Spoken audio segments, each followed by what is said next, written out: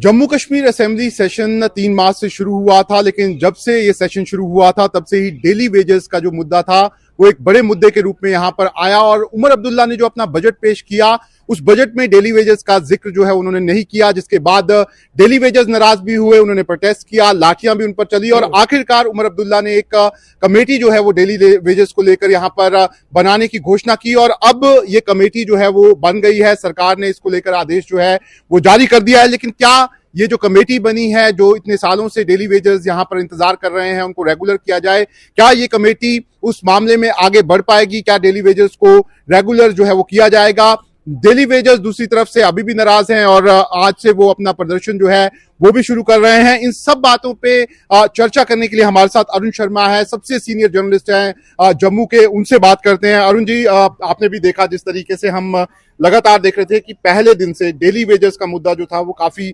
छाया रहा असेंबली में, लेकिन जब बजट स्पीच आई तो उमर अब्दुल्ला ने तो जिक्र भी नहीं किया उन लोगों का। देखिए, ये डेली वेजर्स का इशू जो है ये काफ़ी सालों से है, may be more than 3 decades, क्योंकि जब मैं नया इस प्रोफेशन में आया उस समय भी डेली वेजर्स का ये इशू चल रहा था। हैरानी की बात ये है कि जब भी इलेक्शंस हुई, ये नहीं है कि इस बजट स्पीच में उनका जिक्र नहीं आया, किसी भी बजट स्पीच में उनका जिक्र नहीं आता था। इनका जिक्र सिर्फ उस समय आता था जब इलेक्शंस होते थे, तो हर पॉलिटिकल पार्टी जो है अपनी ज़रूरत के हिसाब से अपने मैनिफेस्टो में डालती थी। इस बार जो इलेक्शंस हुए उसमें भी सभी पॉलिटिकल पार्टीज ने डाला हुआ है कि हम आएंगे तो रेगुलराइज करेंगे, और जब वो जीत गए तो उसके बाद, लेकिन एनी हो, ये एक अच्छी बात है कि सीएम साहब ने, चीफ मिनिस्टर साहब ने इस की सीरियसनेस को समझा और ये भी सोचा कि लोगों के साथ नाइंसाफ़ी हुई है, तो उन्होंने एक कमेटी बनाई है। उस कमेटी को समय दिया है कि 6 महीने के अंदर अंदर वो अपनी रिपोर्ट देगी, तो फाइनलाइज करेगी मॉडलिटीज़ क्या है, इनका नंबर क्या है, कैसे रेगुलराइज करना है, तो उसमें आएंगे।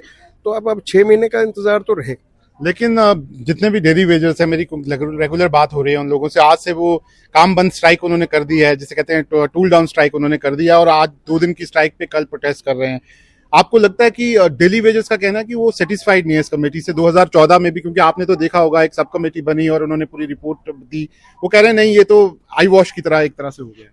देखिए, इसमें मेरा ये मानना है कि टूल डाउन स्ट्राइक या पेन डाउन स्ट्राइक जो भी है, आप 1 दिन की, 2 दिन की, 4 दिन की करें तो इससे कोई मसले का हल होने वाला नहीं है। इस तरह की स्ट्राइक तो इन लोगों ने पास्ट में भी बहुत की हैं।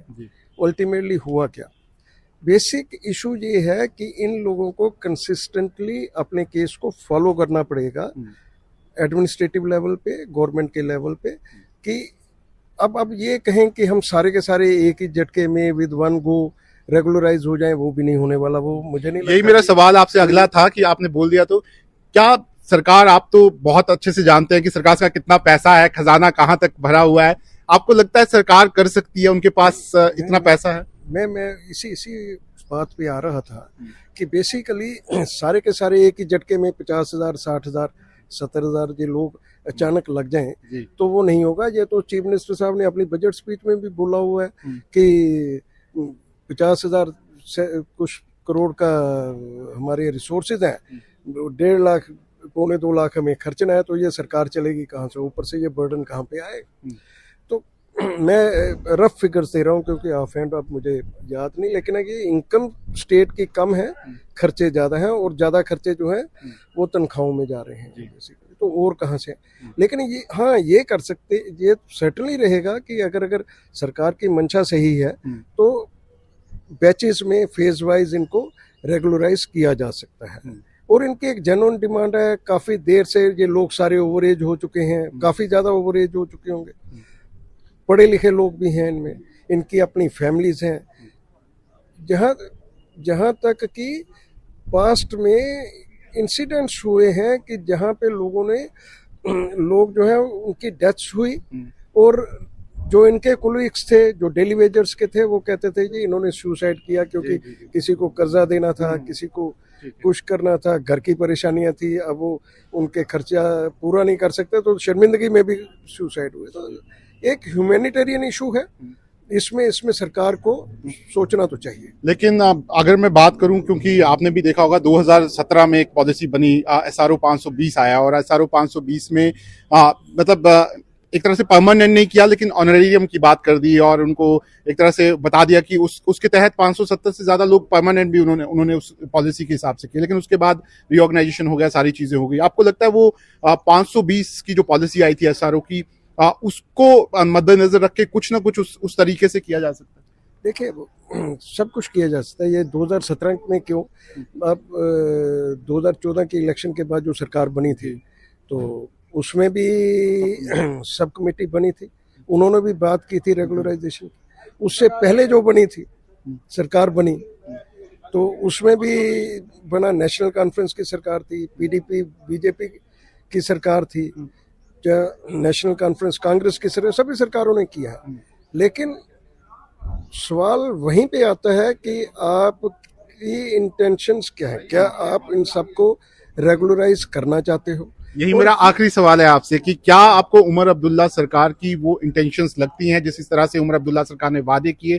आपने बजट भी देखा, बजट में उन्होंने ज्यादा कुछ नहीं किया लेकिन एक जो उन्होंने कहा था उसकी शुरुआत उन्होंने कर दी। तो क्या डेली वेजेस में भी आपको लगता है कि उमर अब्दुल्ला ईमानदार हैं जो आपको नजर आता है? देखिए, मुझे जो आज के परिप्रेक्ष्य में मैं उमर अब्दुल्ला साहब को देखता हूँ, मुझे लगता है he is a changed man. कि ये जो 2019 के बाद के जो हालात हुए उसने काफी लोगों को चेंज किया होगा, क्योंकि जो कुछ भी हुआ वो हर एक की सोच से परे था। चाहे कश्मीर था, चाहे जम्मू था, चाहे लद्दाख था, हर एक। तो he is a vice man, educated person. I believe that he has learnt a lot from what happened after 2019. तो उसको लगता है कि अल्टीमेटली उसके लोग ही उसके साथ खड़े होंगे इन मुसीबत की घड़ी में। तो मुझे लगता है कि ही सीरियस। मैं आपसे एक बड़ी चर्चा करूंगा उमर अब्दुल्ला में जो बदलाव आया उसको लेकर, लेकिन फिलहाल जो डेली वेजेस पे आपने हमारे को इनसाइट दिया उसके लिए बहुत बहुत शुक्रिया। तो आप देख सकते हैं अरुण शर्मा सबसे सीनियर जर्नलिस्ट हैं, ये जम्मू कश्मीर के एक तरह से आप कह सकते हैं, और पूरे अच्छे तरीके से उन्होंने बताया कि किस तरीके से डेली वेजेस का इशू कब से चल रहा है और अब उमर अब्दुल्ला जो है उनमें बड़े बदलाव देखे गए हैं और कहीं ना कहीं जो कमेटी बनाई गई है उसमें कितनी सिंसियरिटी जो है वो यहाँ पर दिखाई जाती है और उमर अब्दुल्ला किस तरीके से टाइम बाउंड मैनर में डेली वेजेस का इशू जो है वो यहाँ पर सॉल्व करते हैं।